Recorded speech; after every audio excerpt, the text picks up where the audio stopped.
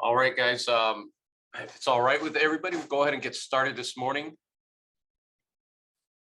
I know everybody has a busy schedule, and there's some folks who are remoting in from out in the field. There's apparently a big exercise going on today with the Department of Education. So we'll just get our webinar started. But on behalf of DOC Director Petsi Matila and Director Samana Vea of Homeland Security, I want to welcome everybody to today's webinar. As many of you know, Department of Commerce recently released the American Samoa Territorial Broadband Strategy. And the purpose of the strategy is to guide us forward as we work to fully leverage our investment into our telecommunications infrastructure improvements. We as a territory plan to implement programs and improvements in key areas, all linked to broadband, education, health, economic development, government services, critical services, policy and regulation, and of course, cybersecurity. So we are well on our way with regards to implementation of the broadband strategy and key strategies in that document.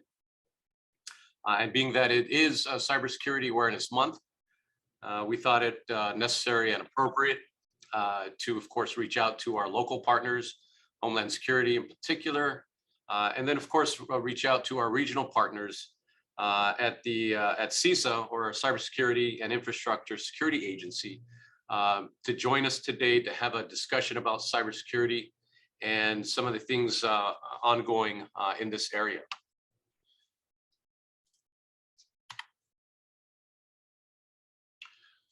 So today's agenda, we of course have a featured speaker today, Mr. Giovanni Williams. He's from CISA. He'll be taking up the vast majority of our time today, but with regards to our agenda, I'll briefly run through it. Of course, introductions, and then I'll hand this off to Giovanni, and he's going to jump into today's cybersecurity risks, touching on managing cyber risks and resilience, building resilience with resources, cybersecurity incident reporting, and then on the backside of this webinar, we'll leave time for Q&A. But a brief intro before I bring Mr. Williams on. Mr. Williams is the Department of Homeland Security's CISA Cybersecurity Advisor. Mr. Williams was selected to lead the Hawaii District and Territories in February of 2019. Mr. Williams is an Air Force veteran and a native of Hawaii. Previously, Mr. Williams served as a special agent, information systems security professional at the Department of Defense, Counterintelligence and Security Agency, formerly known as Defense Security Services. Pacific region of responsibility encompasses Hawaii, Guam, American Samoa, and CNMI. Mr. Williams is responsible for building resilience for 16 sectors of critical infrastructure for federal, state, local, tribal, U.S. territory, and private industry for DHS CISA Region 9. A certified information system security professional. Mr. Williams is a CISSP professional and is certified and considered subject matter expert in many technology disciplines. And so, with that being said, I'd like to ask or bring on Mr. Giovanni Williams. Giovanni, the floor is yours. All right, thanks, Michael. Thanks for the introduction, and hello, everybody. Good morning, and talofa. It's very nice to meet all of you.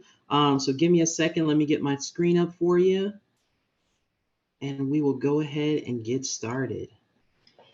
And like Mr. McDonald has identified, and give me 1 second. I just want everybody to have an opportunity to see my face.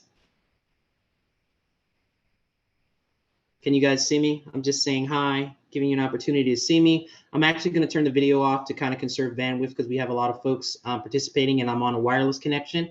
But I just wanted to put a face with a name. Hello, everyone. I'm Giovanni Williams, as Mr. McDonald has identified, and I'll go ahead and get into the briefing. All right, let me get that. Uh-oh. Hold on 1 second.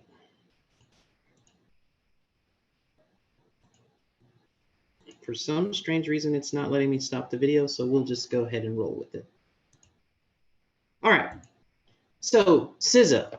So we are the Cybersecurity Infrastructure Security Agency, and we are here to help the public, private sector, and the government partners that we have out in specifically the Pacific territories to meet some of the, I guess, the requirements on building resiliency within their critical infrastructure and basically building out their cybersecurity programs.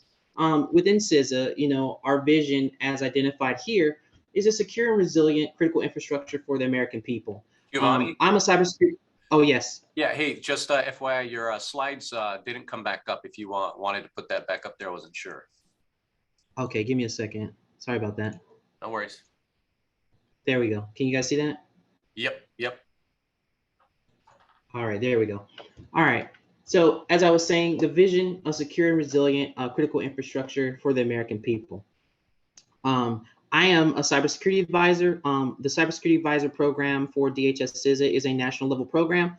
There are cybersecurity advisors that are in every state, and we have split the territories. So I'm responsible for the territories of Guam, American Samoa, and the Commonwealth of the Northern Marianas Islands.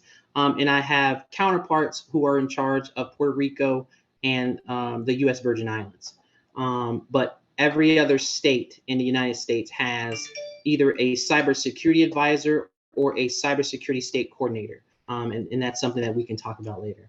But our mission is to lead a national effort to understand and manage cybersecurity and physical risks to our critical infrastructure. All right. So under CISA, CISA is the nation lead civilian cybersecurity agency and the national coordinator for critical infrastructure security and resilience effort. We work with our partners to defend today so that we can secure tomorrow. And I'm going to go into a little bit more details on what that means and how we do it. So who we are, within CISA, we have a kind of a cadre of a lot of different components. But all the components are developed and maintained to meet certain needs based on what we do in the field of critical infrastructure. So our federal network protection, that is us providing services to the federal government under the .gov construct, and we also consult and give cybersecurity advice to the .mil construct under, because the .mil is identified under one of our sectors of critical infrastructure. We do proactive cyber protection, and I'm going to go through some of the details of that when I get into some of the resourcing.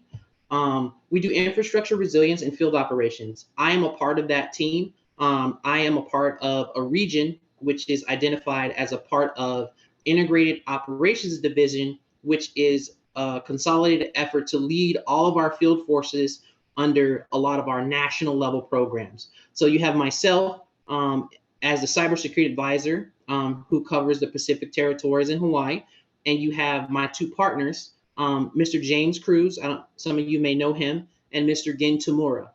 They are the protective security advisors. So I am specifically identified to monitor and help with information technology or any type of technology threats or cyber risks. James and Gin, my partners, they have every other hazard. So they have a huge load, and they focus more on other types of hazards. And I'm going to go through those in a second. Also, we have an emergency communications division. And this person, his name is Mr. Tom Lawless. Tom also, he does the territories with us as well. And Tom is responsible for emergency communication. That's all of your telecommunications, that's your broadband services, that's your law enforcement, emergency communications networks, and the communications that you'll need in time of crisis or just whenever. So Tom is responsible for overseeing that program. All right, so here's a breakdown of the regions. I am responsible for Hawaii and the territories in the Pacific, along with my partners, James and Gin. But from my perspective as a CSA, currently within our region, there is only 5 of us. So I am also helping in California, Nevada, and Arizona. But from the other side, the PSA side, the Protective Security Advisor, James and Gin are here to service the Hawaii and the Pacific territories, and they have a number of counterparts that are in California. I think they have at least 10 folks. In Nevada, they have like 5, and in Arizona, I think they have another 3. So they're well staffed. They're an older program. They've existed a lot longer than the CSA programs. I was actually I was the 16th CSA to be hired in 2019, and we've grown tremendously since that time. But here's a breakdown of just the way the regional construct is broken out. It's very similar to the FEMA regions. We're actually aligned with the FEMA regions, and the reason we did that is because there's a lot of overlap in some of the, I guess, response capabilities. So we've identified that. All right. So here is the broad perspective of what we cover. So this is the 16 sectors of critical infrastructure. And now there's a 17th sector, which is elections. That hasn't been added to this graph yet, but I just kind of wanted to point that out.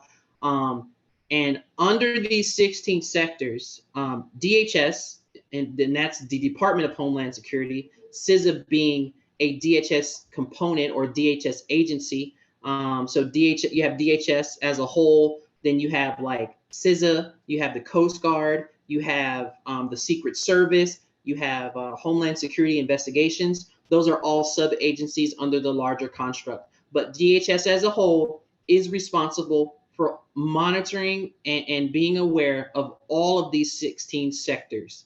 But as you can see identified within some of the sectors, there are other federal agencies that are identified as subject matter experts. And there's 2 things that I kind of want you to get write it down for later to kind of understand. One is PPD 41, which is it's a presidential directive 41. And what that does is that gives DHS its authority. And it is a shared authority under some law enforcement constructs. That's DHS, the FBI. So I have a really good partnership with the FBI.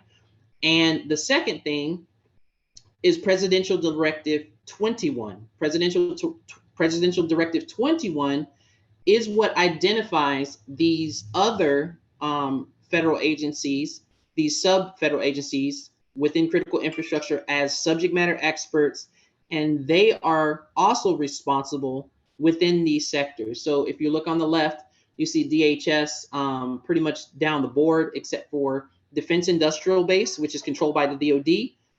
But the DoD is also a sector in itself, so we're still responsible for it. And then you have Department of Energy under the energy sector that we CISA still kind of oversees it, but DOE does mostly all the work in that sector. And the same on the right side as identified. So within these sectors, I have communication with the different partners, and they are able to kind of help and assist when we have things going on. So for instance, with Mr. McDonald's team and him being the Department of Commerce and working in finance, I have a Department of Commerce representative here in Hawaii. He sits at INDOPACOM, and he connects me back to his headquarters element. So if we need some type of information or some type of assistance, I would reach out to him, and we would both get in contact with Mr. McDonald together. And we really try to make sure that we have that kind of aligned strategy so that we're all aware of what's going on and we can get the right solution where it's needed. All right, so I'm going to go in a little detail of this, but the significance of critical infrastructure, everyone knows that, if you can't purify water, how much it's going to affect people. And that's lives. Or if the power goes out, what are the impacts? I think everyone kind of understands those concepts, but those things are important. And it really affects our day-to-day lives and our ability to, and the reason why DHS is so, I guess, involved in this is it can affect our ability to protect the United States. Here within this region, we have a lot of military presence, and they are also dependent upon this critical infrastructure. So it's very important that we ensure that this infrastructure is maintained and is protected, so that we can not only help keep people alive, but we can also be able to protect our nation. So the cybersecurity program, this is my job, and here are the primary things that I do. So I assess many different things from a technology perspective, cybersecurity program perspective. I'm looking at governance. I'm looking at policies. There's a lot of things that I can assess, but I evaluate critical infrastructure for cybersecurity risk. And what that means is I'm not only looking at non-technical things like the governance and the policies and the written instructions and SOPs and just all that stuff, but I'm also looking from a technical perspective. I'm looking at architecture. I'm looking at the types of software, the types of hardware that you're using, what it is, where it comes from, how you're using it, if you're using it in accordance to best business practices, etc. I also promote best business practices and risk mitigations. I'm very adept in many of the different frameworks, whether it's, the NIST cybersecurity framework, COVID-5, ISO 27001. I can go down the list as far as the different cybersecurity frameworks or the different business practices to build in improved services. But I'm very well versed in those, and risk mitigation, just risk. I'm a risk professional. So if you have any questions on risk, I'm a good resource. So I promote that, and the goal is to help you understand that more if you don't already understand it, or if there's something that you need to enhance that understanding. That's what I'm here to do. I also build, and when I say build, there's a couple of initiatives that I'm working on right now to help build out. One primarily is communication. I've been here for almost 3 years now, and building out communication. And when I say communication, I'm not talking about like a physical, like a cable or something like that. I mean like communication between people, because communication between people is important. So enhancing the communications between Hawaii, American Samoa, Guam, Guam, American Samoa, Guam, CNMI, Hawaii, CNMI, getting those folks to start communicating on a more reoccurring basis, sharing information and leveraging each other for assistance is the overall goal. So I have some initiatives that I'm working on with federal agencies, public-private sector folks, to get those things more adept and started, so that we can get a more shared approach. Also education. As I'm doing today, I'm kind of educating you guys on not only CISA, but I'm going to educate you on some of the simple things like the current threat landscape, just how you can, manage your risk, some things you should be looking at. So I do these types of, usually this is normally a workshop. It's 8 hours long, or it can span anywhere from a week. So it depends on the need of the individual. So I can condense, or I can, expand on the amount of information based on the needs. And we have there's so many educational programs that we can offer you. And that's anywhere from, like, if someone out here wants to be like me and have a CISSP, we have a program for that. Or if you just want to learn, some standard business approaches, if it's risk, or if it's just software development, or if it's coding, we have training for all of that stuff. And it is zero cost. And we also leverage our partners. And when I say leverage our partners, I mean the full aspect of our partners. We leverage the public sector, which is every state, every territory, and what they are able to provide to others at no charge, the federal government, and also the private sector. And when I say the private sector, I mean research and development capabilities, and universities and educational platforms as a whole. And a lot of what I do on a day-to-day basis is I listen. I talk with many people on a day-to-day basis. They cover large amounts of information, and I listen. I listen. I do more listening than I do talking, because I need to understand where you are, what your needs are, and how I can help you get to where you want to be in the future. And the last thing is I coordinate. As a cybersecurity advisor here, I am the federal coordinator for any type of cybersecurity incident. It doesn't matter if it happens in the public sector, the private sector, or the federal sector. At some point, that incident comes through me. Whether you tell me from your side, or the federal folks tell me from their side, or the private sector, it's somehow going to get back to me, whether it goes through you and goes through the news and then goes back to DC and then back, or the other way around. I prefer the easy way, where you tell me and then we can try to help you control the information. But however it happens, it's going to get back to me in some way, shape, or form. And I will coordinate, whatever the needs are and facilitate between the different parties. So that's just kind of like a gist of the cybersecurity program, a kind of overarching view.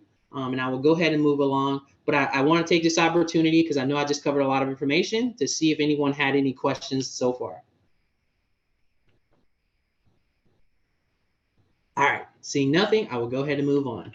All right, so this is kind of a warm-up exercise, and this is just to kind of get your brain going a little bit.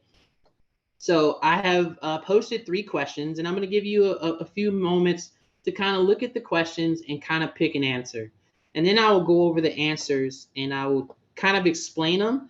And then as we move through the rest of the content, I want you to really be thinking about the answers that you gave, and just thinking about the content as I go over it, to see kind of where you are and just where are some ways that you can improve.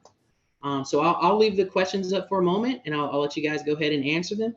And I'll give you about 2 to 3 minutes, and then I'll move on.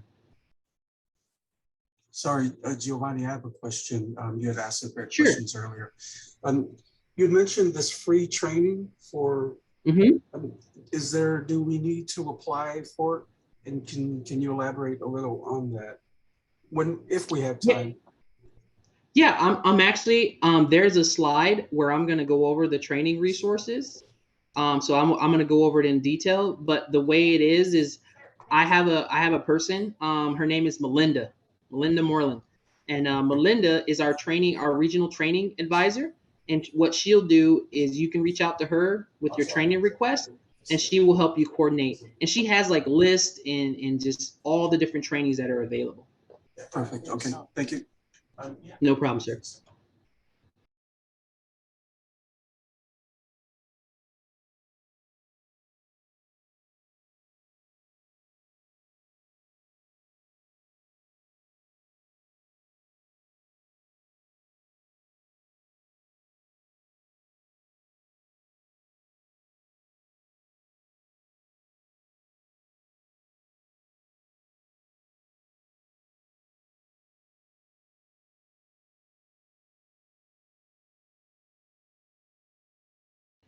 All right, I'll give everybody like 1 more minute, and we'll go ahead and go to the answers.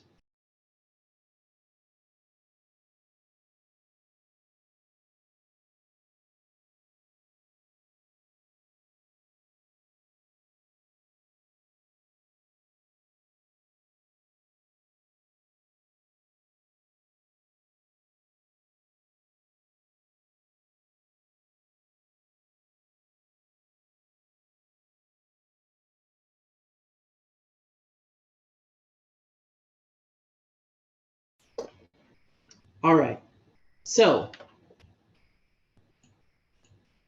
for question number 1, which password is stronger?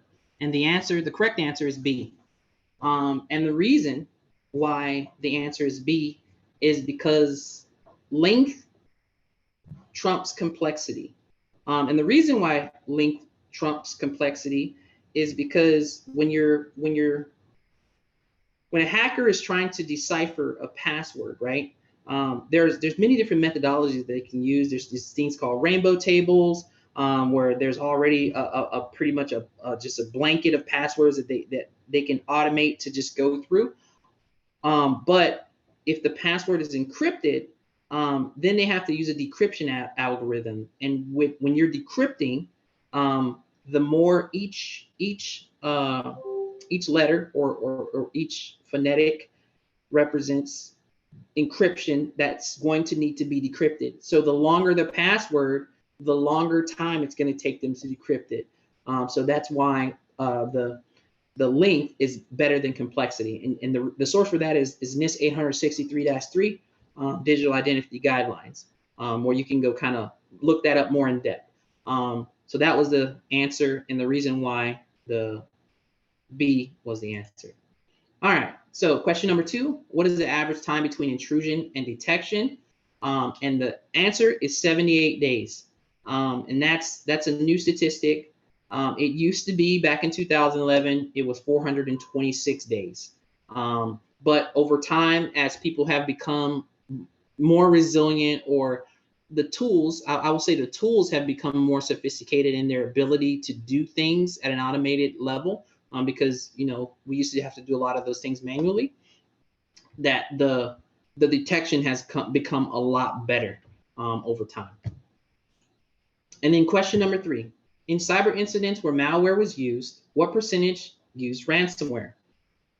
So the answer was B, 24%. And as it's identified, the source is the 2019 Verizon data breach investigation report of most incidents. So the percentages as identified, the government 16%, healthcare 15%, but as you can see, for medium small businesses, it's 43%. So medium small businesses are just getting beat up pretty bad. All right, so with that, with those questions, you know, you want to ask yourself, how well do you do cyber? And from those questions, you know, you can kind of decipher like how many you got right, how many you got wrong. Those are only 3. But if you, let's say you answered, if you answered 2 out of 3 of those questions incorrectly, then there's definitely room for improvement. If you got correct 2 out of 3, there's still room for improvement. Or even if you got 3 out of 3 correct, there's always room for improvement within the cybersecurity realm. And the reason is because technology moves at such a rate that you're always learning. You never stop learning. And that's one of the core foundational passions of a cybersecurity or an information technology professional, is that you have to have a want to never stop learning, because things are always changing. All right, so here we go. We're gonna cover some of this stuff. How do you know if your cybersecurity efforts are going well? There's a lot of ways to test it and see, but how do you know? Do you plan your activities? Do you just do your day-to-day? Is it just you just make it up as you go, or do you have a routine where you constantly do things, you're monitoring them, etc.? Do you adhere to a standard or a practice? When I say do you adhere to a standard, of course I'm going to say the NIST cybersecurity framework, or, you know, are you using IC2 best business practices, or are you using COVID, or are you using IDLE? There's a lot of standards and practices when it comes to cybersecurity. So are you using one? What's a risk? Do you understand what a risk is? I don't know. Let's find out.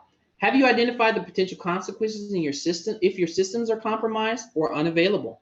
That goes into a lot of that's going to affect a lot of other things, like your continuity planning, your disaster recovery, or your disaster planning, your day-to-day operations, you know, your testing. There's a lot of other things that can affect.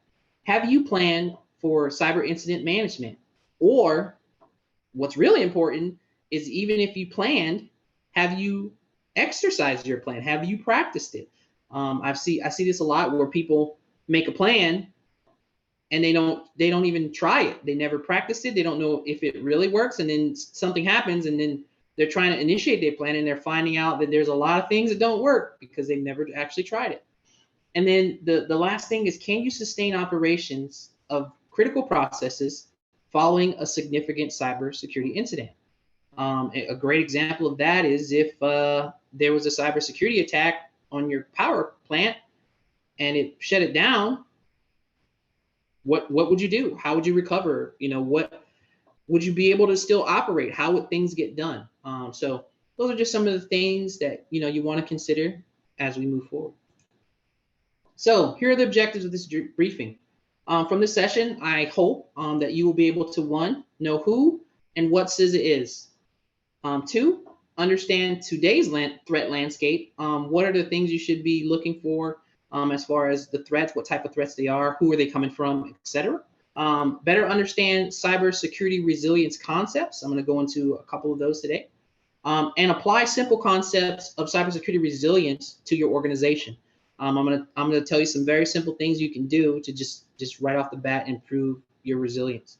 And then the last thing I'm gonna go over is a lot of the resources and how you can leverage taxpayer-provided resources to help your organization improve.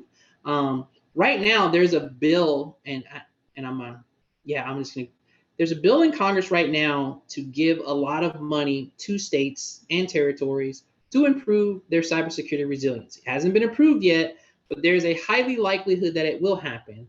And one thing that I'm always telling the different leaders that I deal with on a day-to-day basis is you should always be planning for the future strategically. You always have to plan for the future. So if you know something exists, you want to position yourself for it, or how can you get it? You want to start thinking about that now, especially if you have the knowledge that it does not exist or it's coming to fruition.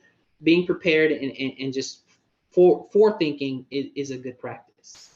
So those are the objectives, and let's go ahead and move on.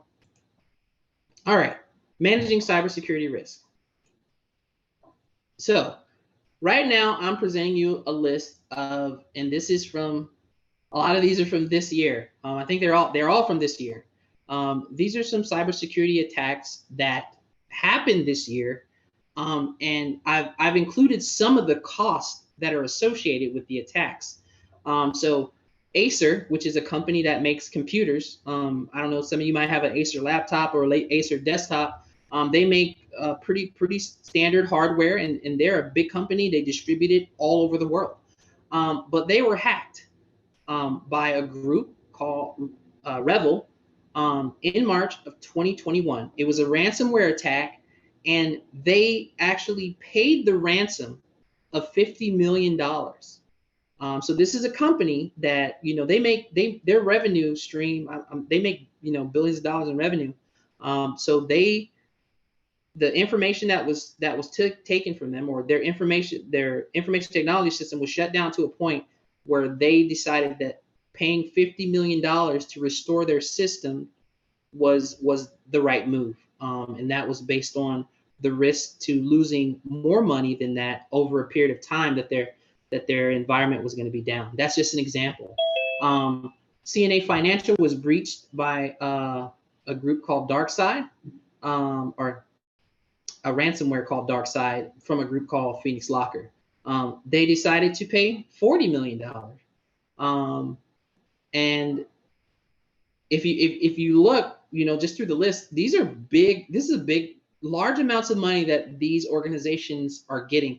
Some of these organizations have attacked multiple entities, and they have received the ransom payment. Like Rebel was in a couple of different cyber attacks this year, and just off the top of my head, I think they've already accumulated over $500 million in ransomware. And that's just what we know about. That may not be everything. Those are just the folks that we've dealt with that have, shared the information with us. There may be others that they didn't want to share. They're too embarrassed, or they didn't want to share. So this is why building cybersecurity resilience is so important. I'll keep going. Maybe I'm pretty sure you've all heard about Colonial Pipeline. That is a fuels distributor on the East Coast of the United States. They provide majority of all fuels to all fuel gas stations on the East Coast and throughout the United States. They ended up paying the $4.4 million ransomware request that the hackers requested. Luckily, the FBI through some mechanisms was able to retrieve some of that money, but that's not always the case. And then JBS, which is a meat company out of Australia, is it Brazil? I think it's Brazil. They are the biggest distributor for meat in the world. So that actually started to affect the supply chain for food. And that starts other types of things like a food panic or a supply chain scare where people start to hoard, and it's just a whole bunch of other stuff. Hawaiian Electric identified in some news sources that they're attacked daily. Hawaiian Electric is the power company here on the island, and they get attacked every single day. We had the recent solar winds that was, attacked by Russian spies. And as you can see, even the federal government falls prey to some of these cyber attacks. So the Justice Department, the Department of State, the Department of Treasury, the Department of Energy and Commerce, they all were a part of this, the solar winds. They were all affected. And then the last one is, this one is close to you guys. It's Samoa. Samoa was attacked. There was a cyber attack on the Ministry of Works and Transport and Infrastructure in August. And I know Michael and Peter reached out to me, and I was like, hey, Gio, we heard about this. How does it affect us? So, I reached back out to some teams. And luckily right now, as far as we know from our intelligence, it is not targeting you guys, but, we have to kind of wait and see what happens to see if they do switch and they start to move throughout the Pacific. We don't know. So I guess we'll see. But those are some examples. All right, so today's risk landscape. So here are the things that on a day-to-day basis you should be worried about. And not all of them are cybersecurity, unfortunately. And that's why I have my partners. So I just kind of want to make sure I cover all of them. So acts of terrorism, that's simple. We all know about this. 9/11, Oklahoma City bombing. These things happen all the time. Being aware, understanding, the physical security is also important. Knowing your people, vetting your people, that's just a given. So those types of things are happening. The threat is like Islamic extremists. Now we have domestic extremists. So it's really important to vet your people. Cybersecurity attacks. Within the cybersecurity attacks, and specifically in this sphere, there's some really bad actors that you need to be aware of and you need to understand. I'm going to go through them in the next couple slides, but there are some targeting practices, and not every single nexus is always cybersecurity in nature when it begins. So understanding the convergence of both physical security and cybersecurity is paramount these days, because sometimes the actors, they don't want, or the criminal, they don't want to just attack you via your cybersecurity network, because there's things to prevent them or slow them down to a point, like firewalls, and depending on if you have cloud, you have MSSPs, which is a service provider for security service. So there's a lot of things, but cyber attacks is definitely a part of the threat landscape. Within the Pacific, we have extreme weather. We have hurricanes. I cover predominantly Hawaii and the territories, but recently I've been involved in a lot of international things like Japan, Singapore, Malaysia, Australia. So they have typhoons. We have earthquakes. We have volcanoes here in Hawaii. There's the threat of possible tsunamis every now and then from different earthquakes. So extreme weather is a big deal, or acts of God. The next one is pandemics. This one is a new one. It was added because COVID had such an effect that, being prepared for these types of things is very important. So the best example is what we're currently going through with the COVID-19 pandemic. And we're slowly, hopefully starting to get out of it and starting to move forward. But that's one of the threats as well, just pandemics, outbreaks of disease. And the last one is accidental or technical failures. This is just something that's just regular. The power company, a big energy converter could just explode. Like it was no, nobody's fault. It's technology. They malfunction. So just understanding that and understanding just these different threats is very important. So that gives you an idea, just a general idea of the threat landscape. So now I will go into some deeper details on what that actually is. So threat actors. Within Hawaii, or excuse me, within the Pacific and in Samoa, and I'll say you guys in particular, there are certain actors that are very active on a scale. And within the Pacific, it's not just Samoa, it's Samoa. Can you wait for me? Okay, so within Samoa, Saipan, or CNMI, and Guam, there's a little bit more activity on certain threat actors than the other one. And when I say threat actors, I will identify them in order of precedence. The first one being China, the second one being Russia, and the third one being North Korea. Those threat actors are highly active within your realm, within the Pacific. My FBI counterparts have specific teams dedicated to those threat actors. So if you ever need information on the who, what, when, where, why, that they can share, they will be more than happy to provide it and give you a threat briefing just on what they're doing, how they're doing it, so that you can be informed on, how you can react. But those actors, if most of the time dealing with them, from a federal perspective, some of the attacks that they've done are very sophisticated in nature. There's some very sophisticated attacks. Not all of them, but some of the ones that we've dealt with are very sophisticated. They're very difficult to detect, and they lie dormant until you can detect them. And a lot of people don't have those types of capabilities. So I'll go into that later when I get into resources. But they exist. Those three: China, Russia, North Korea. So those three you want to make sure you understand. All right. So like I said, they are sophisticated, but they don't have to be. And the reason is if you look at here, dark reading, 91% of cyber attacks start with a phishing email.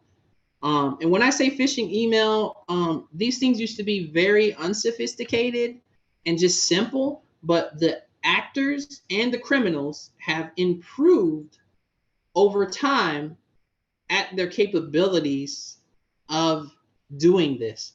So before I would get an email from, say, PayPal, it didn't look anything like a PayPal email. It was just like, hey, your PayPal's attacked, click this link. It used to look like that. But now they've become so much better at it that I get an email that looks exactly like the PayPal email. I mean, everything, the logos, everything. The only way to decipher it is to look deeper. Like, I need to look at the email address and domain where it's coming from. I need to make sure I'm checking for spelling errors, just how the information is being used in sentences. There's a lot of other things that I'm looking for to make sure that email is legit. And me personally, even if I can verify that the email is legit, I still will contact the company in a physical means. I'll call them on the phone. Like, I won't use the number that's given to me on the email. I will go on the internet, pull up the PayPal number, and I will call them via that number from their website rather than clicking on something in the email, because I can't absolutely verify that it's a real email. So understand that the criminals and threat actors are getting way better at tricking people when they're doing their phishing attacks. So another problem is they don't always have to, get you by phishing you. Nowadays, and there, we've noticed this a lot, is a lot of people focus on zero-day exploits. So what a zero-day exploit is basically every other Tuesday, Microsoft comes out with like patches, or they'll identify a critical vulnerability in a piece of software or hardware, and they're like, hey, this is a vulnerability, you need to patch it right now. People that patch rarely have problems, because you can't exploit it once it's patched. But if you don't patch, then you'll definitely have problems. So to say, okay, so for instance, if you are using Windows 2010, right? And you patch, you're good to go. You should be good to go. No guarantees 100%, but you should be good to go. Whether as if someone who's using like Windows 2003, they're not good to go. Or if you're using Windows 2010 and you don't patch, then you're definitely not good to go. Because they're gonna, those vulnerabilities will be exploited. And like this says, most hackers follow the path created by a very few smart ones, and 0 days make up a very small percentage of attacks. In turn, it turns out that patching vulnerability software, if implemented consistently, would stop most hackers cold in their feet. Hence why we say the software, if you patch it, you should be good, or it'll definitely slow them down. But if you don't, then you're in for a treat. All right. So this is just an example of some tools that are aimed directly at you, your agencies, your industries, whatever it is that you do. So the first one in the back is Shodan. So Shodan is a website that has like all of the information on critical infrastructure throughout the world. There's IP addresses on here. There's all kinds of information on here.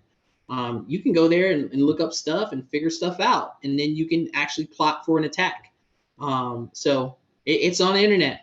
Some of these are tools. John the Ripper is a tool that's used to take passwords physically from environments. So it's an application that you can just run it. You can steal information, and I can log in with your username and your password. I just stole it. Metasploit, Kali Linux, NetSparker. NetSparker is a web application security scanning tool that you can use to scan for vulnerabilities. Some of these are good, some of these are bad. But you know, whether it's good or bad, it can be used against you. So understanding what they are and what they do is an important part of learning about cybersecurity, learning the tools of the trade, and just getting your knowledge in building resiliency. So here is some new things that have to be considered. So there's this new concept. It's referred to as the Internet of Things. I don't know how many of you probably have like, what is it, Alexa? You might have Alexa in your house. Do you understand the capabilities of that thing? Like, I know it's cool. You can say, hey, Alexa, you know, find this, Alexa, do that. But then a lot of people are connecting that thing into other things in their house. Like, Alexa, you know, what do I need from my refrigerator? Or Alexa, lock the doors. That all can be, because they're communicating with each other, those are things that can be exploited. There's businesses doing this. I actually went to a business. I'm in a meeting room, and I promise you, we're talking about cyber resilience. And one of the guys didn't understand a word that I was saying. So he was like, he just yelled in the room, "Hey, Google." And he asked Google to define the question in our meeting where we were just talking. And I asked him, I was like, "Is that on all the time?" He's like, "Yeah." I'm like, "That's definitely not a good practice.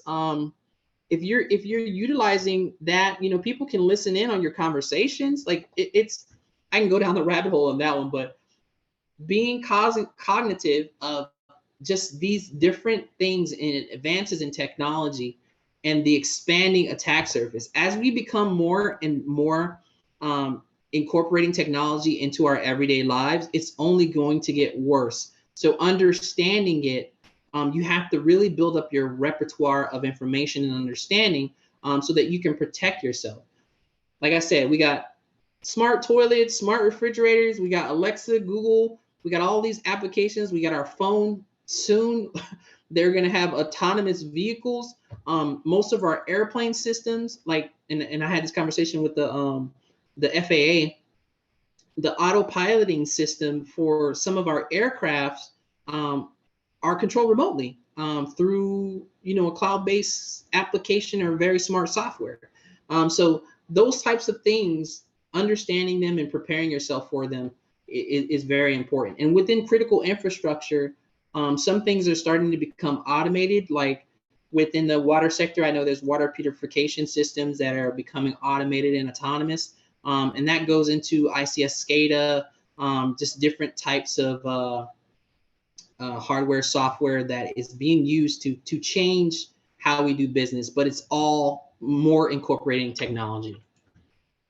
So here's just some information on, you know, how phishing and how, you know, just not understanding technologies have led to successful attacks. Most of the things that I just told you about, patching, understanding your applications and your hardware, software, expanding your knowledge on it, you know, just the different new technologies.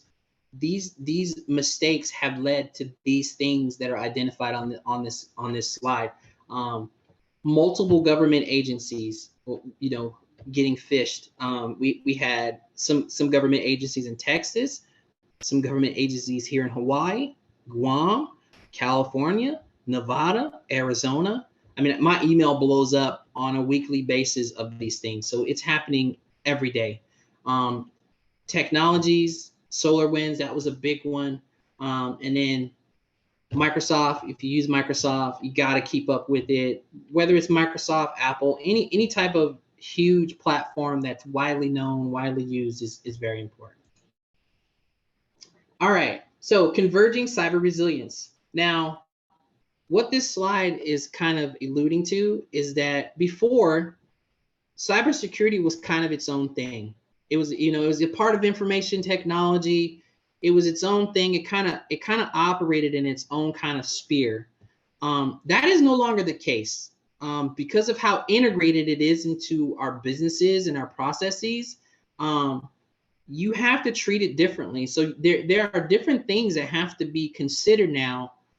They were considered before, but they weren't really emphasized and they weren't really looked at in depthly as they need to be now because it's so integrated into our business. So here are just some concepts: continuity of operations, contingency planning, business continuity, cyber protection, IT operations, emergency management, crisis management. So like all of this stuff kind of coexists in a bubble now. It all needs to be considered, not only in your business, but with your technologies, how they go together, how they don't help each other. So you have to really understand this stuff now. Whereas before you could just, you know, stay in your lane, but now the lane is a lot bigger. It has multiple highways, and you kind of have to understand just the different components. All right, so working towards cyber resilience. So here's just kind of like an overview of kind of what you want to do, what you want to look for when you're trying to build cyber resilience. So top level stuff: managing your assets, protecting and sustaining your assets, managing risk, and managing disruptions. Core principles. These are some sub things underneath those that you want when you want to delve deeper. So when you're managing your assets, you want to identify your services. That's everything. That's your software, your hardware, who are you using? You know, what do they do? That's everything. Your asset. Whether your asset can be a contractor, your asset can be a person. It doesn't have to just be technology. It's the people who are using the technology. You know, like I was saying earlier about vetting people, that all that coexists in the same ecosystem. Protect and sustain, managing your controls, managing change, managing vulnerabilities. Change and vulnerabilities coexist.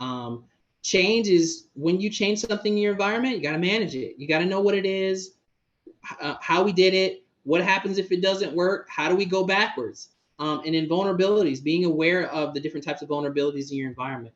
So those just are some things top level in those two sections, but you got the other two sections, and then the overall goal is managing for success. You want to get more mature as you learn, and just really improve not only your business but your programs. You want to make sure you're improving your programs. So here is a cyber resilience value proposition. So here are the four things: simplification, efficiency, standardization, and increased reach. Each one of these has a definition, but knowing these 4 things is, if you can accomplish these 4 things and keep improving, you will do yourself a lot of justice. So simplification, gaining management support by simplifying complex cybersecurity challenges. When you go to your boss does not know, like, if I go to my boss and was like, hey, sir, I need a Cisco 3700 because it has, eGrip and BGP. He don't understand that. He will not get it. So what you need to, the approach is to go to your boss and say, sir, we need this new technology component. And the reason why, it would further protect our business, it would reduce our risk, and here are some examples of some costs that we can alleviate. You have to show it to your leadership in a business perspective, or from the business perspective, so that they can understand it. If you go technical, maybe some do, but most don't. So you have to present it in a way that they're going to get it, so that they can support you. And if you can gain their buy-in, it helps so much. Efficiency, establishing equilibrium, balancing risk and cost. So if you're building a network, right, and I'm your cybersecurity advisor, I'm saying, hey, you need a firewall. As a federal person, I can't tell you which firewall to get, but some consideration you need to think about is, okay, Giovanni told me I need a firewall. Let me do some research on the different types of firewalls, and I can help you with doing research on multiple ones, but I just can't tell you which one to buy. Once you see the different multiple ones, you have to balance your risk with your cost. So the Cisco firewall, and I'm just using this as an example, may be the best one on the market, but it also costs the most. But there might be a Juniper firewall that is not the best on the market, but it's within your cost and it has the capabilities that you need. So balancing that and making the right decision is also important, because if you buy the most expensive one, then you're just going to put yourself in a bad situation, because you just blew most of your budget on something that you could have got for cheaper that has the same capabilities. And then you could have kind of spread that out over multiple different technologies to build your resilience. And then achieving compliance. If you're in a regulatory industry, you really don't have a choice with compliance. But if you're in an industry where you don't have compliance requirements, understanding your framework and adhering to that framework is still important, even though you're not regulated, and because it keeps people safe. But achieving that compliance through your whatever standard you choose to go through is highly important. The next one is standardization. So if you're going to be using computers in your environment, if you buy several different types, that's only going to make a more complex environment for you. So if you're buying Dell computers with Acer computers, with Lenovo computers, every different type of component that you introduce to your environment makes it that much more complex. So you don't want to do, you want to standardize. You want to make a decision and say, hey, our goal this year based on cost, we're going to buy Dell hardware. So, and when I say Dell hardware, you should try to make everything come from the same family, because it's that much more simpler for the risk and to mitigate the risk, also for the complexity. If you buy all Dell, then when you're doing your research and you're doing your vulnerability stuff, you only have to worry about Dell, for those components. But like I said, if you're buying Lenovo, Acer, Dell, blah, blah, blah, now you have to find out about Lenovo stuff because they have unique vulnerabilities. You got to find Acer stuff, they have unique vulnerabilities. So it just adds that much more complexity. And then increased reach. This happens a lot, and this has been happening a lot more recently. So I really want to kind of identify it. If you decide to go to a cloud service, that's great. That's a good choice for you, but understand what you're getting yourself into. I see a lot of folks that go to cloud services, but they really don't understand what the cloud service is going to do for them.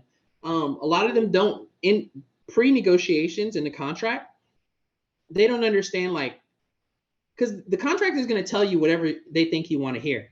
So when it comes to incident management, they'll tell you we got it. But then when the actual incident happens, then they're like, oh no, that's your responsibility. You don't want to get to that point. So you want to understand those things before you enter a contract, and then you want to maintain them as you grow. So here are some examples of some of the resilience frameworks, and I have a lot more documentation on this stuff, and you can go more in depth. But these are just some of the resilience domains: asset management, control management, configuration and change management, vulnerability management, incident management, service continuity management, risk management, external dependencies, training and awareness, and situational awareness. So these are some of the domains that are identified. It goes a lot deeper than this, and we have several documents to explain this in more detail, but I kind of just wanted to give you a high-level view of these different resilience frameworks. So why the current approach is insufficient? So as we were talking about earlier, all of these things from the previous slide, they need to coexist with everything within your organization and your business. Like, your cybersecurity program guy shouldn't be making policies without consulting people from the other different sections within your organization. You need that input and that feedback, and this is for any organization or entity within the organization. You need the input and feedback from your peers and your counterparts to make really risk-based decisions, so that you can design something that fits the business and organizational need. You can't do that, like, especially a lot of cyber teams are small. They got like 3 people. Those 3 people can't make decisions for an entire organization. No matter how hard the boss is pushing, you got to let them know, like, hey, sir, this is an organizational framework. This is, something that needs input from multiple people. We should work together to do this so that we can really get deep into identifying our things and building the resilience. So the current approach right now is that I see people in IT shops, they just create the policy and no one ever reviews it. There's no reoccurring review of the policy. The policy was just created based on a template that doesn't even make sense for the organization. There's a lot of there's a lot of different things, but that's just a reason why the current approach is insufficient. So what is operational resilience? So operational resilience is the emergent property of an organization that allows it to, 1, prevent disruptions from occurring, and 2, quickly respond and recover from a disruption in its most critical business processes. The emergent property, like I was saying before, if you consult your entire business and you make your plans accordingly, then when you have something happen, it's going to be that much more easier for you to respond and recover. That's the goal. You can prevent a cybersecurity attack, or you can stave off. I'll say stave off. You can keep it at bay, but it is possibly going to happen. Some of the most biggest companies with the biggest budgets have been attacked. They have sophisticated teams with security operations centers and all this technology, but yet they still fall victim. So for anyone, it's only a matter of time. But what's important is your ability to quickly respond and recover. So identifying it and recovering from it. All right, so resilience as an emergent property. So this is a good example. Consider your health. So how do you become healthy? Can you buy good health? And can you manufacture good health? So how you become healthy? Getting healthy is a slow, arduous process. I know I used to be in the military. When I was in the military, it was a long way from when I first started to when I got through all of my trainings in my tech school and I actually got to my first base, and it still didn't even stop. It's a long-term kind of commitment, and that is the same kind of approach to resilience. It's not something that you can buy. It's not something you can manufacture. You have to start somewhere, and it will continuously grow over time. And that's the thing, is strategically planning for your growth over time based on your maturity and improving your maturity. Good health and resilience are both emergent properties, and they develop or emerge from what we do. What we do, consulting our colleagues, building our organizational framework, understanding, learning, growing over time. It's a slow process. It is not something you can rush. It is not something some people come to me and they say, hey Gio, we want to be resilient in the next year. And I'm like, well, I mean, that sounds good. Like, I can get you on the road to resilience in the next year, but I don't know if you're going to become resilient in a year, especially given your current maturity, where you are, your processes, etc. So, it's just being realistic and being honest about, capabilities is also important. So bring the business into cybersecurity. I think I kind of covered this in some of the previous slides. In highly complex, internet-dependent, technology-enabled organization, cybersecurity is a business problem. If you need computers to do your day-to-day work, and if no computers are available, if all of your business stops, then you need to think of cybersecurity as a business problem. It's not an IT problem. A lot of folks do that. They're like, no, that's IT. No. If you need this stuff to do your work, to make your money, or to process information, to do what you need to do, and it goes down, that is not an IT problem. IT problems are, my computer doesn't work. I can't get my email to do this, but it works. I can send an email, but I can't get it to do this. That's an IT problem. That's something your IT guy can help you with. IT guys are support. But if you lose all of your IT equipment, through a cyber attack, that's a business problem, because now you can't do your business. So you have to treat it like that. And when you plan for building resilience and recovery from something, you need to treat it as a business process. Cyber impact and risks are not just disruptions of technology, but of the business mission that rely on supporting technology. And approaching cybersecurity as an operational business risk brings cybersecurity into the organization risk management process. Key concept: treat cybersecurity as a business problem rather than an IT problem. And yeah. All right, managing operational resilience. So operational resilience emerges from what we do, such as the following examples: identifying critical assets and services. What does that mean? Identifying critical assets. If you're in a business, and let's use this as an example, the DMV. So the driver's license office. For them, a critical asset is whatever server they use that has the application that they use to make driver's licenses. Whatever that server is, where all that data is, where all that information is processed, how they input the person's information, that's an application.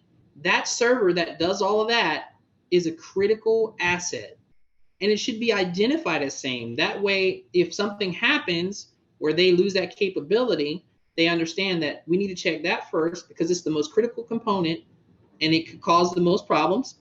So we check that first, and then we kind of branch out.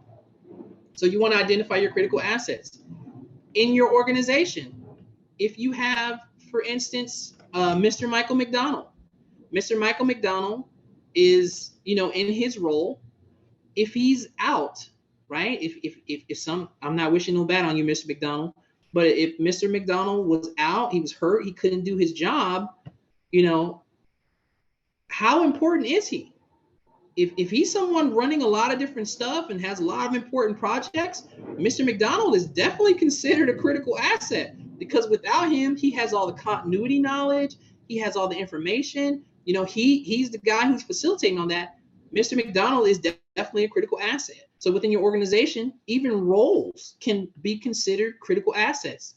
If you have, say you have a disaster recovery plan, and you've identified a person, say Miss Mary. Mary is the disaster response coordinator. you have a disaster response, you have a disaster happen and Mary's not there, you know, what do? You don't have Mary. She was identified in the plan as the coordinator. So she's a critical asset. But definitely in your plan, I'm pretty sure you said instead of Mary, you identified her role. And so whoever's filling the role of Mary at that time can act in that capacity and is trained to do so.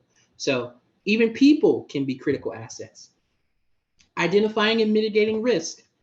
There's this thing called a risk register. So when you're doing all your evaluation of your, you know, environment, and your business and everything, you want to be writing down and cataloging your risk, how much they cost, how much they could cost, what they are, the impacts of them. You want to document that, and you want to keep a track of those things, so that, you know, as you're doing different things, say for instance, with cybersecurity, you know, one of the risks with cybersecurity is ransomware. So if you want to kind of mitigate ransomware, an option, this is just an option, is getting cyber insurance. So you know the risk was ransomware. You want to identify in your risk register that what you've done to mitigate this risk is cybersecurity insurance. And you want to annotate, you know, how much the cybersecurity insurance will cover, you know, because, you know, if your ransom is $50 million and your insurance only covers 10, then you need to understand that. So that's how you identify and mitigate risks. Planning for and managing vulnerabilities and incidents. Like I said, if you use Microsoft in your environment, every other Tuesday, Microsoft releases vulnerabilities. So every Tuesday, you know, you have a patch cycle that's coming up. You're going to review the vulnerabilities, see how they apply to your environment, patch what matters, you know, ignore the other stuff. And that way, you know, you can kind of manage your resilience in your environment. And for incidents, planning for incidents, having a plan for incident response, mitigation, quarantine, etc., for cybersecurity incidents, or just well, in my case, if sometimes I work in a classified environment, so if I accidentally send classified information to another environment, then that's an incident. So how do I manage that? You know, I have to reach out to the person. We have to quarantine the information. We have to then clean computers. So it's a whole process in itself. Performing service continuity processes and planning. That's a part of your incident planning, your continuity planning, your disaster recovery planning. Doing it. You have the plan, but you have to do it. You have to try it. You have to exercise it. Otherwise, like I was saying earlier, you never know if it's going to work or if it makes sense. Because sometimes in theory, things make sense, but in other times they don't. So for instance, we recently had a planning. It was a planning exercise here in Hawaii, and it was based on critical infrastructure. And one of the things that we noticed is that every single entity was planning to use the Aloha Stadium when something went wrong. And technically, there's not enough space for all that stuff. So it's great that we identified that early before something happened. Otherwise, we would have had utter chaos at the Aloha Stadium where everyone was trying to put stuff there and do stuff there, and there's not enough space. So you got to actually practice what you write or what you document. Managing IT operations, that's a given. I think most people can do that, you know, just managing the day-to-day operations of information technology. Managing, training, and deploying your people. So this one is a unique, well, not unique, it's a real touch point. A lot of organizations that I deal with don't properly train their people. If you don't invest in your people, you're not going to get value for your business. You have to invest in your folks in order for you to get value back in your business. If I come to your organization and I'm running an assessment and I'm asking your folks like, hey, so can you tell me about this firewall? And he's supposed to be your firewall guy, and he can't explain to me the basics of the firewall, then you have some pretty extreme challenges. And that's for any position, not just like a cyber position. That's any position.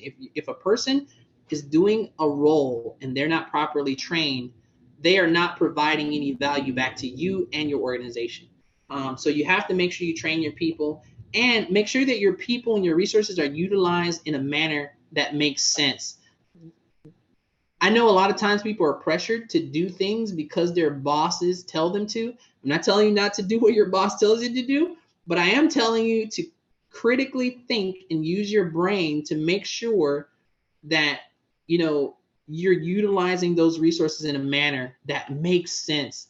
Because sometimes your boss doesn't understand what you do. They don't understand the complexities in it. You know, most of the time you give them an overview or a high level view of what that is, but they don't get it. They just all they understand is bottom line, and that's how they make decisions. But they expect you as an expert to give them that feedback when they don't know what they're talking about. And I have those difficult conversations with my boss a lot. He's like, I want to do this. I'm like, sir, that doesn't make any sense. Well, I think this makes sense. And then I have to bring out my whiteboard and I have to draw out all these graphs and I have to get real technical and show him why it doesn't make sense. And then I have to provide him all these documents.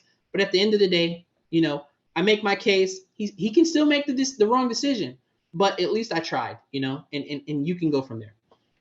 And then the last thing is working with your external partners. A lot of companies utilize vendors, right? You have vendors for this, vendors for that. You know, I have a contract for this, a contract for that. That's great. But you need to understand what those contractors are accessing, how they're accessing it. What are they actually here for and what do they do? What are they doing? Like, are you monitoring what they're doing? Or are they just telling you like, I'm doing stuff and you know, you got to evaluate them. There's a lot of thing with external partners. Anytime you let someone into your organization and your stuff, you really need to be cognizant of what they're doing, how they're doing it, and you need to rate and track them and give them feedback. Like, hey, you know, we entered this contract. You said we were going to do this. You know, it's been 6 months. We haven't gotten this. What's going on? You have to be critical. All right. So there was a long list of good things to do on a regular basis. And it's going to take time. It is not something that's going to happen overnight. It's going to take time.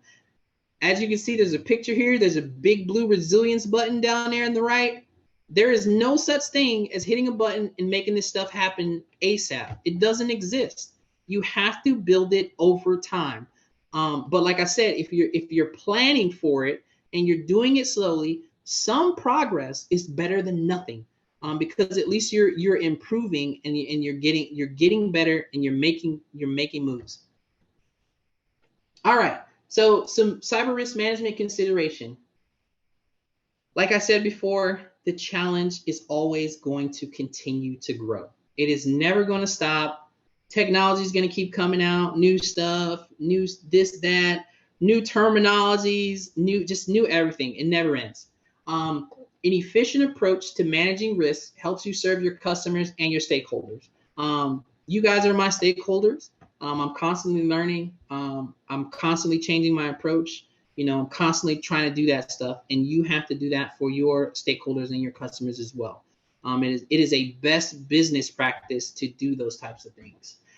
Avoid paralysis by analysis. So what this means is basically, to sum it up, if you need to accomplish something, don't overthink it. Don't think too long, you know, because at least if you try something, you've tried it and you can learn from it. But if you spend a whole bunch of time analyzing and just overthinking it, you will never make any progress. So just start small and move forward, and document what you're doing and your lessons learned as you go. And that way you can make progress and you can move forward rather than you just thinking about it, theorizing about it, and then months later you haven't accomplished anything. So that's also a best business practice. So manage your cybersecurity posture against established standards. Pick a standard. It doesn't matter which one. Well, it doesn't, but it does. Pick one that makes sense for your organization. In my line of work, in the federal government, everyone wants me to push the NIST cybersecurity framework. I say it a lot, but I don't push it. And the reason why I don't push it because the NIST cybersecurity framework is a lot of work, and it's not for everyone. If you want to know about it, I can tell you about it, and we can explain it, but it may not make sense for your organization depending on the size and complexity, your environment, your assets. There's a lot of things to consider when you pick a framework. So you want to pick one that fits you, that you can mold to your environment, and that makes sense based on your resources and your assets. So develop an improvement plan and take action. Like I said, do things, record it, lessons learned. How can we improve? Over what amount of time? Make a plan. Always make a plan. When you do something, make a plan. And then manage improvements and work on operational resilience to address ongoing change and shifting threats. That's your day-to-day. Just manage what you're doing, how you're doing it, document it. It'll get you on the path to better resilience. As I said before, a balanced approach. You want to balance risk and cost. Risk tolerance, once again, is balancing risk and cost. So, you got the scales. You don't want to do too little. You don't want to ride this tricycle, but then you don't want to bring a tank because you might not need a tank. So you just need a little, 4-door sedan. It's just what you need. It's just right. It fits the people you need it to fit. But hey, if you think you need a tank, hey, go for it. I'm gonna support that. But resilience is finding the just right level of risk investment. So just having that balance. And then this is an example of the risk continuum. Risk and security posture is choice. And this is from Gartner. We actually have Gartner people on staff. So if you really want to get in depth with risk, let me know. I'll call one of those Gartner professors and they can come and talk your brain out.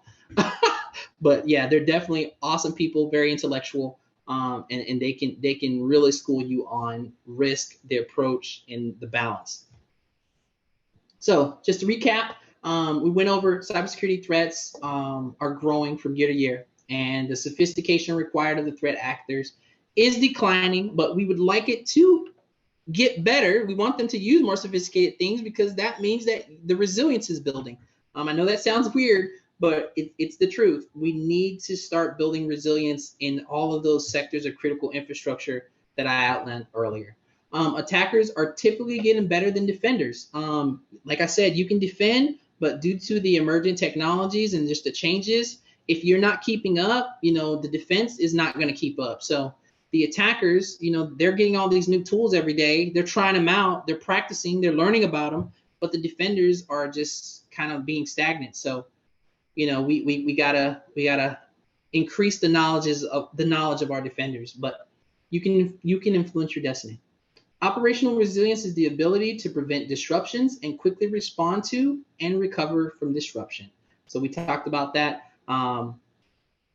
Day-to-day, document, get better, learn from it, just to keep it simple. And then the last thing is the value of resilience is simplifying cybersecurity challenges, balancing risk and cost, knowing what to do and when to do it, and managing internal and external dependencies. All right, so I just covered a lot of information. I want to give some folks an opportunity to ask a question right now before I move on to the last part, which is the resourcing and how you can leverage that. So at this time, if you have a question, go ahead.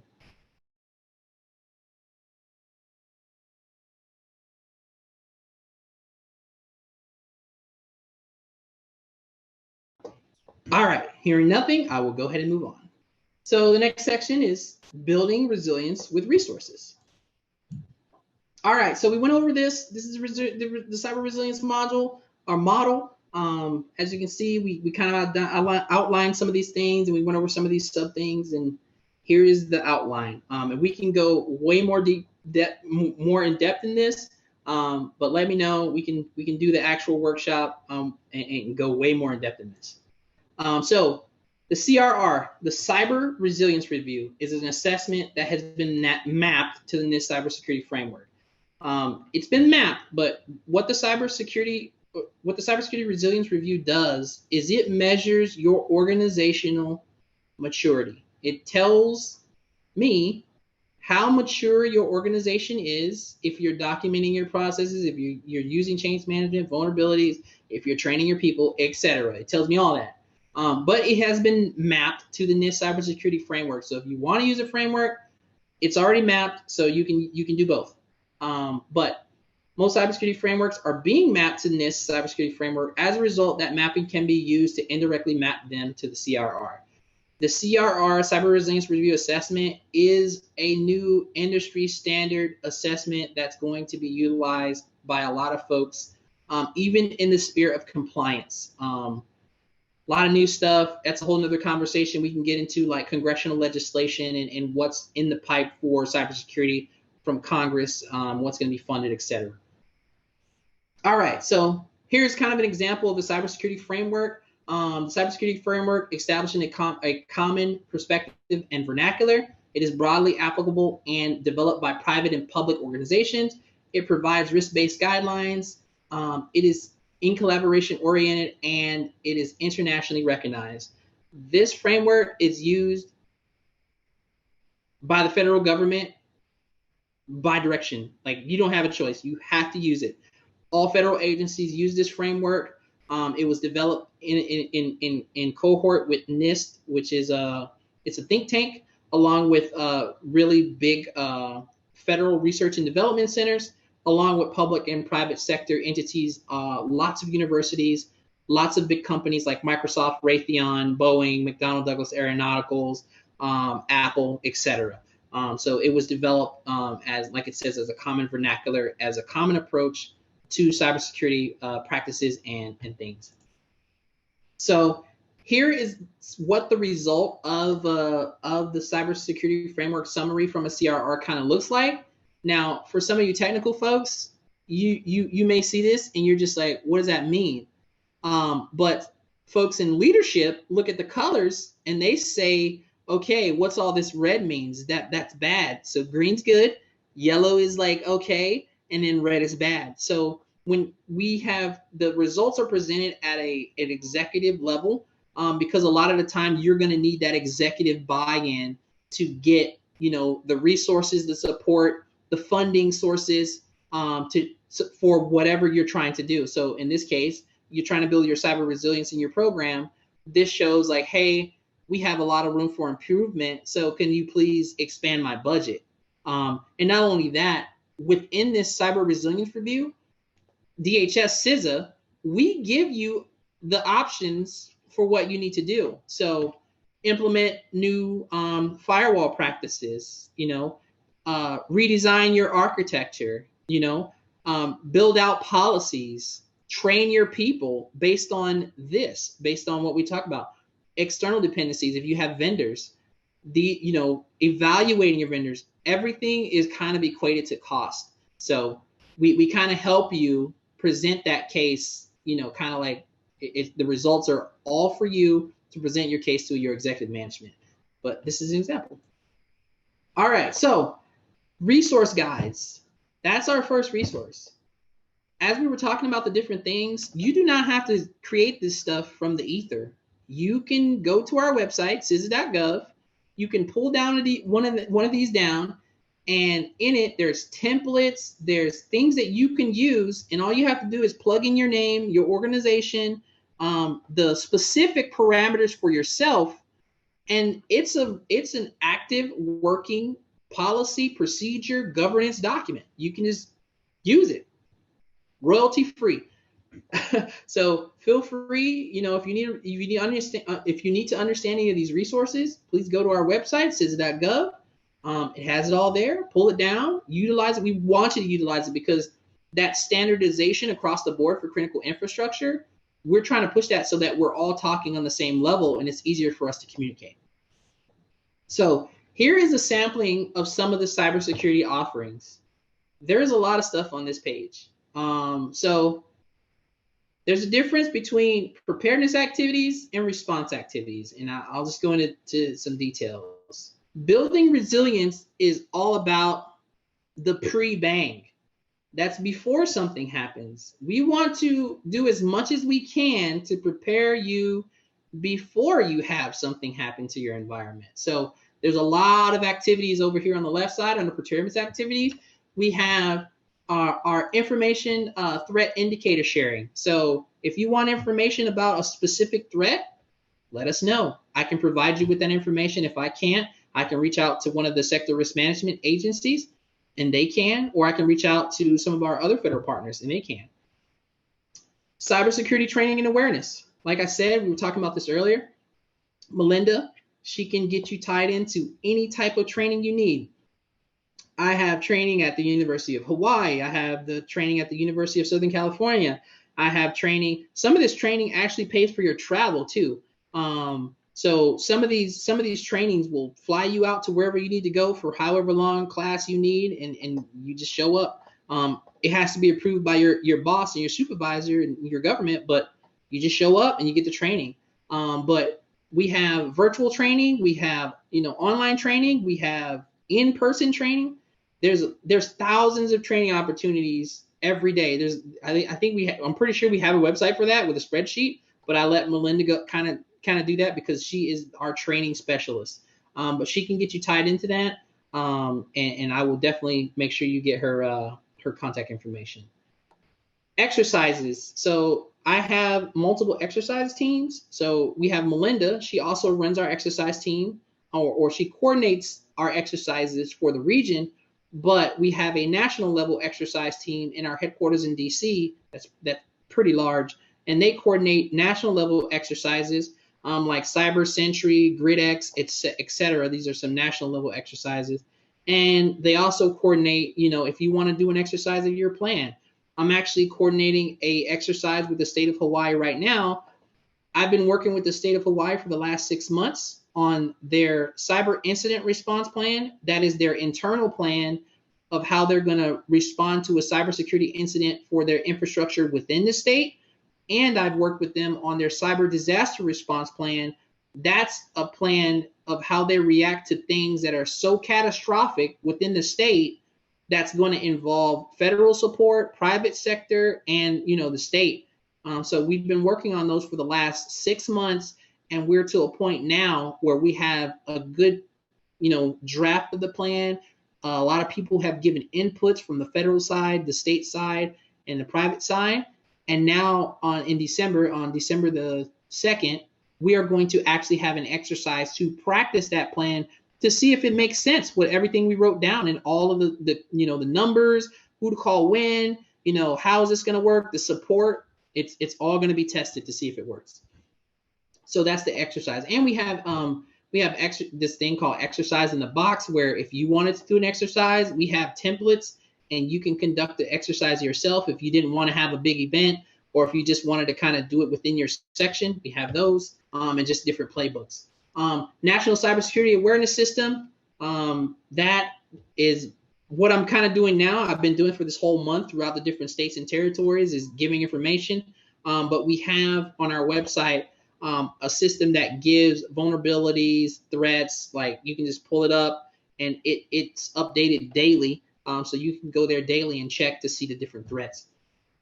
Our vulnerability notes database is tied to that National Cyber Awareness Database.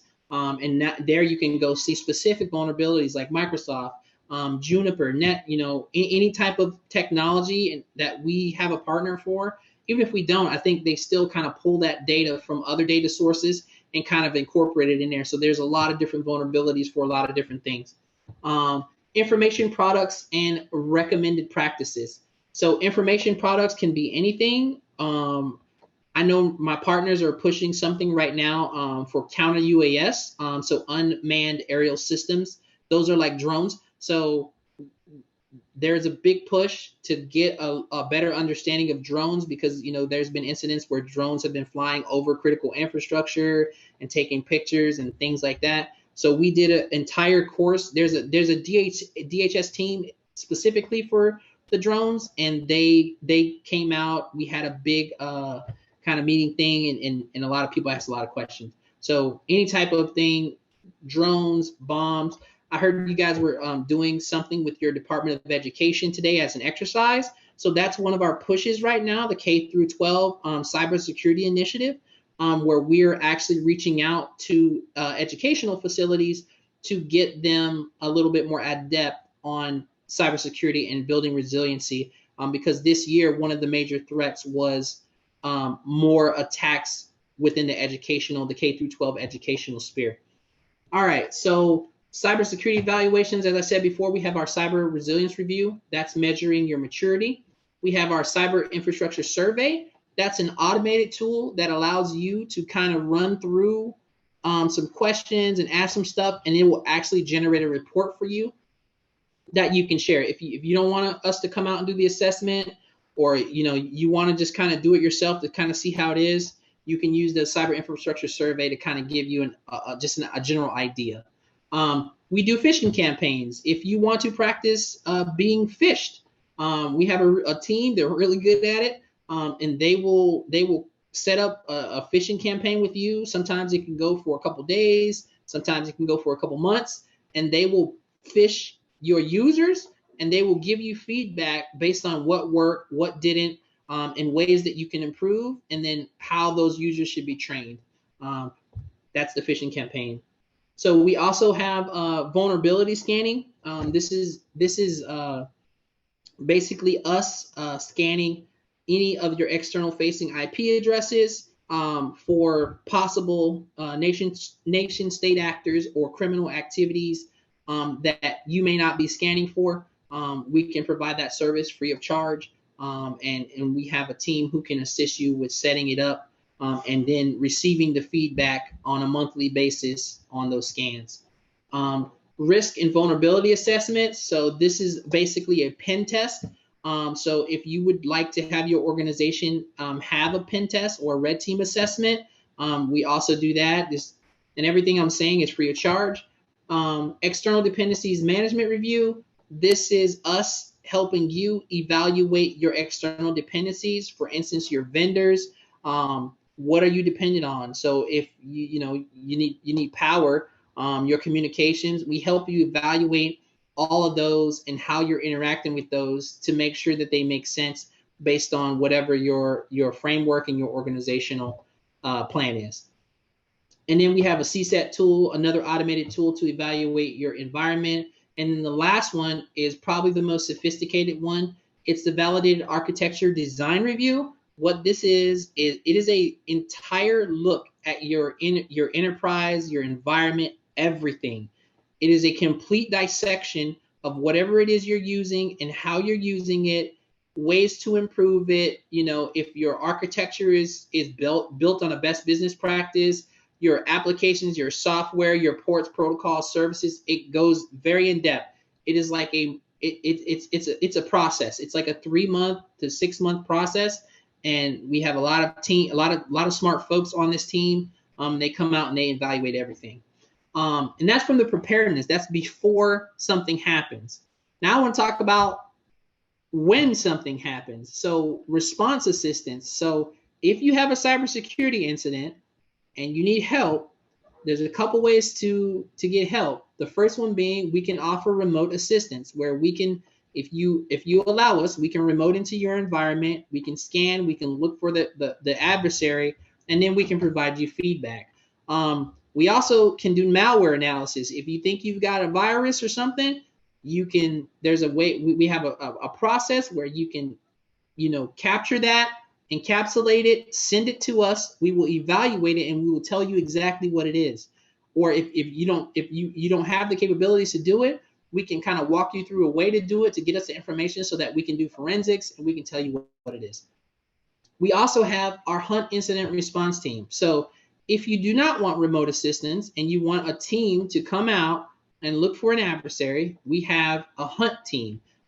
They will come out, they will pull your network apart, and they will look for whatever it is that happened to you. They'll find it, identify it, give you information on it, help you quarantine it, help you get back on your feet, and then we'll be on our way. And then the last thing is the incident coordination. If something happens, my recommendation is call me, because I'm going to make some notifications as to federal entities of the best way to get you help. I do that here in Hawaii. I do it in Guam, CNMI, and I know I have a recently new established relationship with you folks. So definitely reach out to me. Let me know. and then let me know how you want it to be handled. Because if you haven't prepared for any blowback, like you don't have prepared press releases and things like that, then make sure you let me know, like, hey, Gio, we need to keep this on the low. We need to keep this, out of the media. Understood. I can assist with that. We can be very discreet, so that you can get the help you need. Our goal is not to, put you on blast and put your information out there. It's basically to help you get back on your feet and help you get your environment to a place where it won't happen again, hopefully. So that's our goal. And then I've already told you about the cybersecurity advisors. That's me. And then the protective security advisors, my partners, they also do the same thing. They have their own kind of gambit of assessments and things that they can offer you.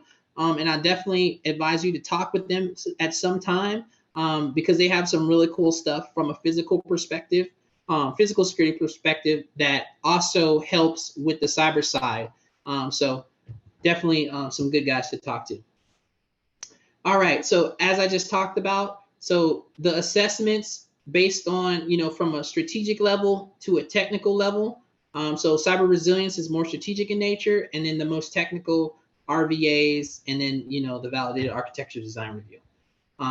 So web application scanning, I didn't mention that in the previous slide. That, we can scan. If you have web-based applications, we can scan those for you.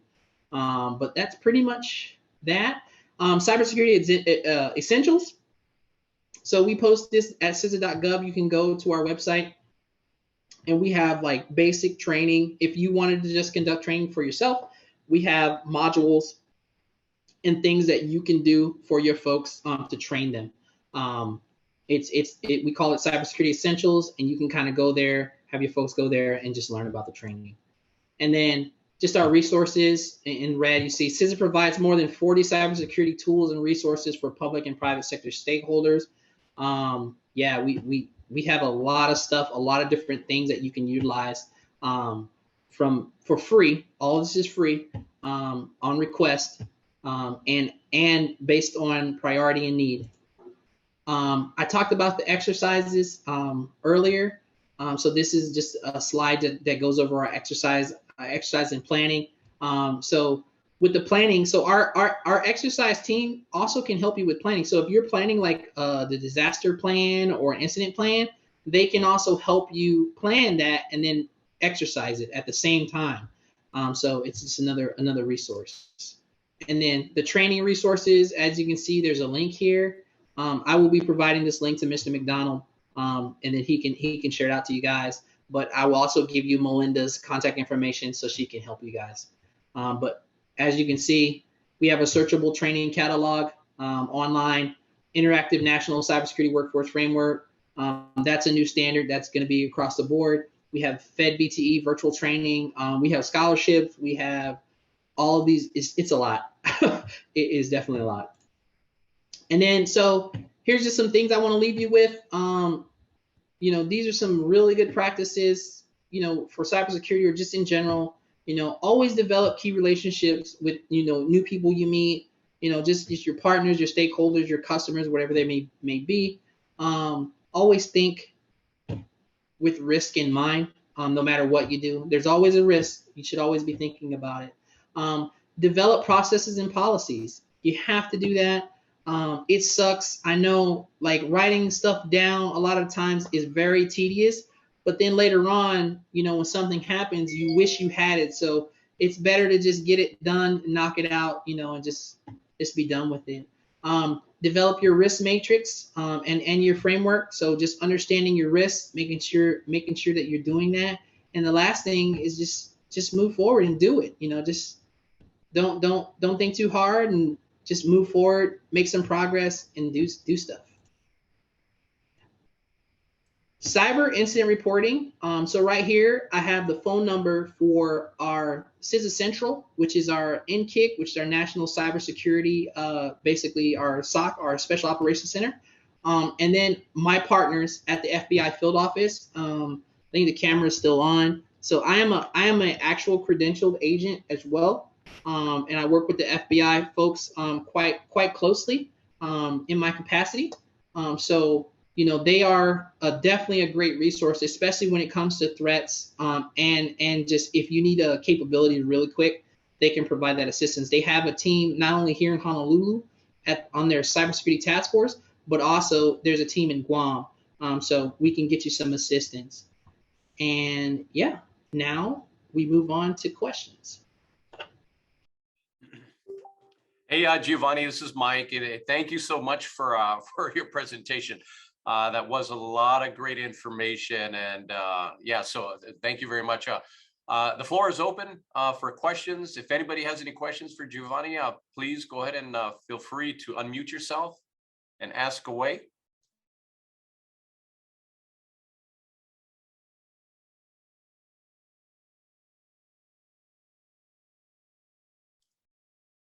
Let me ask a quick question. I'll break the ice here, Giovanni, if you don't mind. The free resources that are made available, are those also available to private businesses, for example, our local banks? Or is this just government only? No, sir. So when we were identifying earlier those 16 sectors of critical infrastructure, anything that falls in those sectors, and there's an actual map that has the subsectors. So anybody can get these services free of charge. So federal, public sector, so state, locals, and even private sector. I've helped people that were just like mom and pop shops. Like, I don't discriminate. I'm definitely willing to help anyone. Okay, great. Thanks for that clarification.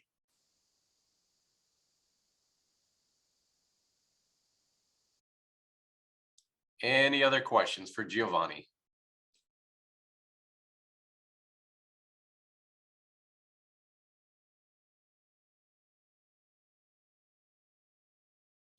I think everybody's left speechless, Giovanni.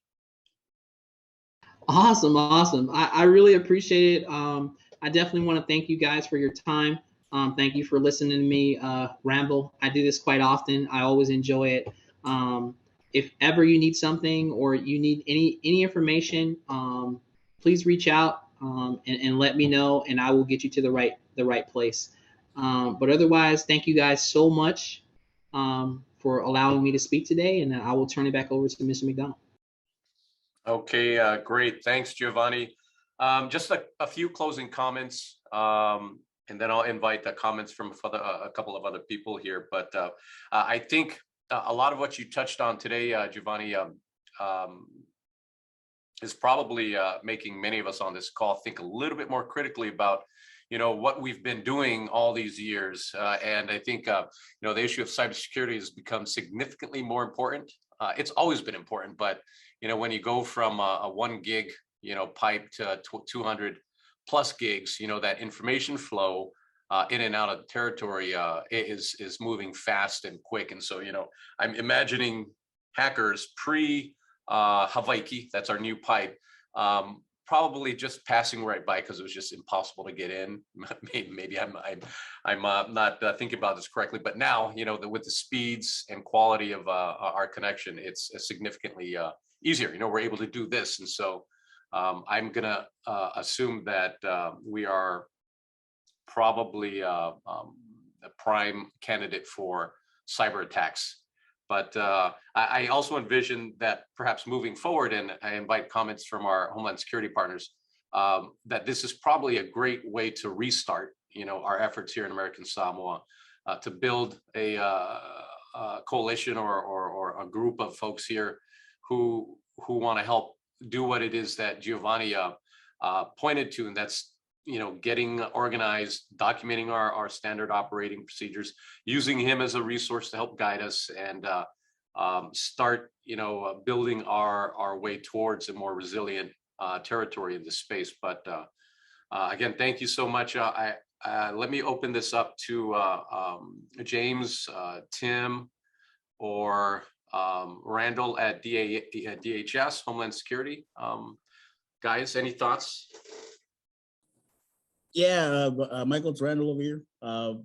Just some input. I don't know if you remember me, Giovanni. I remember your name when it's used in context with James Cruz and the rest of your team.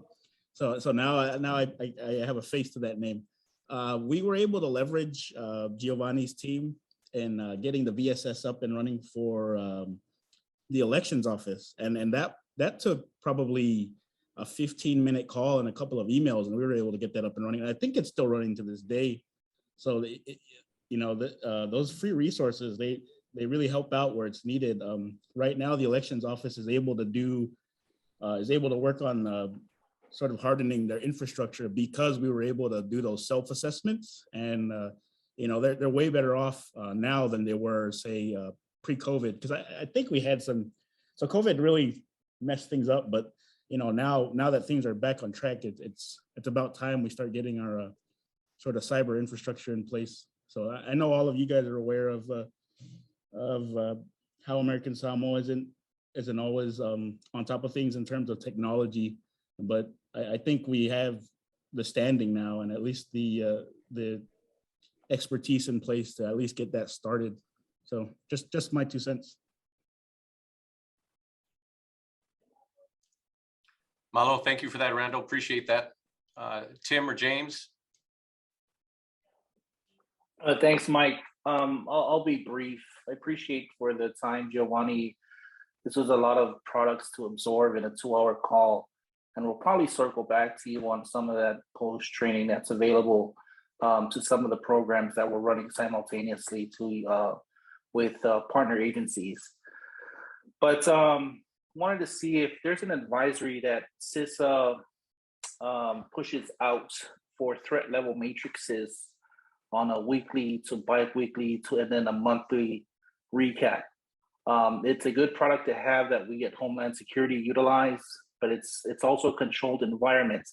And with the territorial broadband being implemented and constituted, I think it would be a good expansion of services, that no-cost service that'd be beneficial to a lot of stakeholders that are on this call.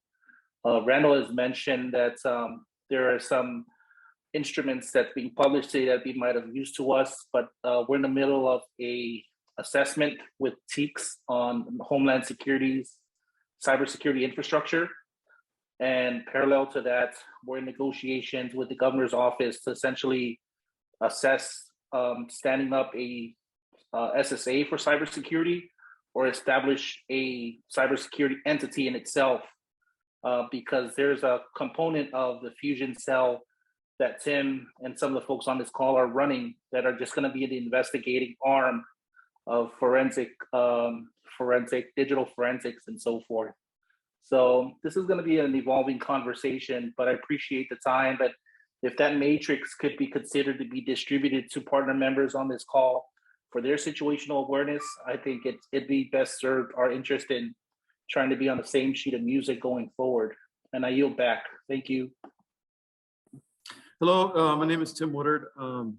I am part of the Fusion Center. Mostly we're concentrating on open source intelligence right now, working into digital forensics. Eventually in the future, we're looking at doing some blue team, red team stuff. Back in the late 90s, I was doing a lot of penetration testing with EDS and standing up the Coast Guard's computer incident response team, but that's a lot of years ago. I switched over to tactical after 9/11. So I'm getting back into it, but it's not necessarily, CISO is not necessarily my career path, but it would be really nice if ASG was able to hire or contract or consult a CISO, come down and help out with the overall for American Samoa government to get the program up and running. That's a lot of gray matter that I don't have. So yeah, that's me. Thank you for all that CISA does. This is a wonderful organization that has a lot of resources to provide. I've used the Fed free services, or Fed TV, I think it is, and been following around on the NIST training as well. It's great stuff. Yeah, Malo, Tim, thank you for that. Yeah, in our meeting, it was about 2 weeks ago, I think, James, when I had met with Director Salman at Homeland Security here. He conveyed to us in the room that this is obviously a big priority, and it's become one of his top priorities as well over there at Homeland Security, James. And so I, based on that conversation with Director, I certainly expect, you know, a lot more activity here and a lot more focus in this area for the territory. And so I think a lot of that obviously falls to Homeland Security for, you know, for their, it's in their wheelhouse, if you will. But I think, you know, the work that the Broadband Strategy Work Group, specifically those who are in the subgroup for cybersecurity, they've really done a great job organizing our strategic approach towards addressing this area. And so I think a lot of the parts are in place for us to make some significant strides in this area moving forward. And so Giovanni, I think it's safe to say that you know, you're now linked directly into us. Everybody has now you know, met you, has seen your face and heard your credentials, and we recognize that you're going to be critical in our work moving forward. So again, thank you for being with us today. Ginger, do you have any comments or anything to add? No, I just wanted to thank you, Giovanni, and thank you also the group for having us here at the University of Hawaii participate in the call as well. So thank you. All right, guys, I know it's been a couple of hours. So once again, on behalf of Director Pizzi over here at DOC and Director Salmana at the Homeland Security, thank you guys for your time. Again, thank you, Giovanni. We very much appreciate your time, and we look forward to working with you as we move forward. But everybody have a great rest of the day. Take care, be safe, and we'll stay in touch. All right, everybody. Thank you so much. Bye.